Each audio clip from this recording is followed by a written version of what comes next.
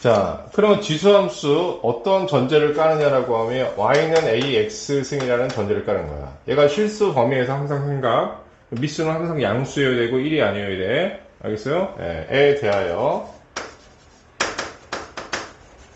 자, 미수의 크기에 따라서 선생님이 아까 어떤 얘기했냐면 증가가 되고 감소가 됩니다. 이렇게 얘기했잖아. 증가라는 것은 오른쪽 위로 올라가는 거. 꼭 기억해. 감소라는 건 오른쪽 아래로 내려가는 거. 알았어요?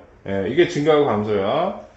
그러면 그 증가 감소는 선생님이 그때 설명하면서 뭐라고 얘기했냐면 부등식과 관계에 있어 이런 얘기 했었지 지금이지? 자, 그게 어떻게 이제 연결을 맺는지 봅시다. 일단 a가 1보다 크다라는 거야. 미수가 1보다 크다는 전제가 먼저 깔려. 오케이?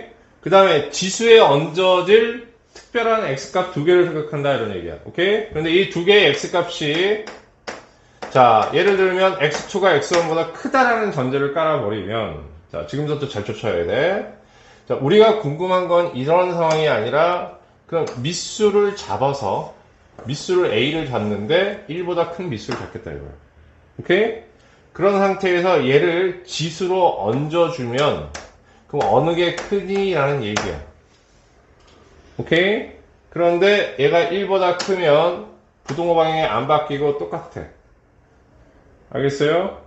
좀 이따 이거 부연 설명 더 하겠습니다, 선생님이. 알겠습니까? 다음 이제 두 번째. A가 0에서 1 사이라고 하면 얘는 감소한다는 것을 여러분이 알고 있어. 자, 그러니까 뭔가 부등호 방향에 변화가 있지 않을까라는 예상이 있는데 x1하고 x2가 이렇게 역시 똑같이 x2가 크다고 하면 자, 우리는 이걸 가만히 두지 않고 다음과 같이 어떻게 할 거냐면 미수 a를 잡겠다 이런 얘기야. 거기다가 여기 있는 x값을 얹어버리면 부등호 방향이 바뀝니다. 오케이? 이게 왜 이렇게 될까요? 라는 것을 선생님이 설명하는 것은 그래프만 그리면 너무 뻔한 얘기인데 뭐가 중요한지를 선생님이 나중에 다시 얘기할게요. 알겠습니까? 오케이? 자, 그러면 첫 번째 케이스 A가 1보다 크다고 하면 자, 오른쪽 위로 올라간다고 아까 선생님이 말씀을 드렸으니까 AX승이 이렇게 되고요. 여긴 1이 될 거야. 그지? 오케이? 어디가 됐든지 간에 X1하고 X2가 크기가 정해져 있으니까 어디든 상관이 없는 거야. 실제로도. 여기가 X1이라고 하고 여기가 X2라고 하십시다. 이때 함수값이 뭐냐면 AX1이 되는 것이고 여기 AX2가 되는 거지. 그럼 분명히 얘가 얘보다 큰 거잖아 지금 이렇게. 동의하십니까? 오케이? 그럼 이것도 분명히 큰 거지. 왜 그렇게 되는 거야? 증가함수이기 때문에. 알았어요? 오케이? 자, 다음 이제 두 번째. X축과 Y축이 이렇게 있는데, 자, 다음과 같이 여기 1이라고 해. 자, 요것도 Y는 AX야. 단지 뭐냐면 미수가 0에서 1 사이인 거지. 알겠습니까? 그러니까 감소함수가 되는 거라지. 그럼 마찬가지로 여기가 X1이라고 쳐. 여기가 X2야. 그럼 분명히 얘가 얘보다 큰 거야, 이렇게. 동의하십니까? 오케이? 그런데 이때 얘를 우리가 AX1, 얘는 AX2가 되는 거 아니겠니? 자, 그러면 얘를 서로 크게 비교하면 어떻게 되는 거야? 대응관계를 통해서 하면 오히려 어떻게 더 크냐면 이게 더 크단 말이야. 그러니까 부등호 방향이 지금 반대가 되고 있다는 얘기예요. 이해가십니까? 뭔 얘기인지? 오케이? 그럼 이제 이렇게 부등호 방향이 바뀌는 이유는 뭐냐라고 하면 얘가 감소함수이기 때문이야. 그러니까 선생님이 다시 한번 강조하는데 앞으로 있잖아. 어떤 부등식을 이해하는 거는 그냥 밑도 끝도 없이 이해하는 게 아니라 다 그래프를 가지고 이해를 하셔야 돼요. 아시겠어요? 자, 그럼 이제 뭐가 중요할까요? 선생님이 이렇게 얘기한다고 하면 부등호에서 가장 중요한 게 뭐냐? 응? 방향 아니야? 그지? 오른쪽이 크냐 왼쪽이 크냐?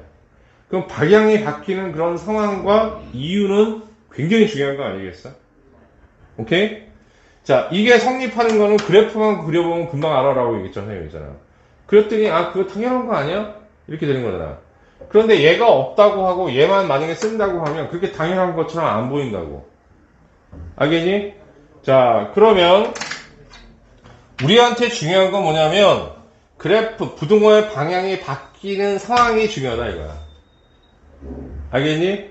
왜 바뀌느냐, 알겠어? 오케이? 그리고 그 바뀌는 그 지점에서 부등호를 바꿔야 되기 때문에 우리가. 뭔 얘기인지 알겠어? 자, 그러면 A가 1보다 큰 미수를 잡을 때는 상관이 있어? 없어? 없어. 오케이? 자, 어떤 거냐면 부등호 방향이 바뀌는 포인트는 그냥 여기 있는 숫자들이 있는데 얘네를 뭘로? 지수로 얹어줄 때. 오케이? 부등호 방향이 바뀔 수 있어.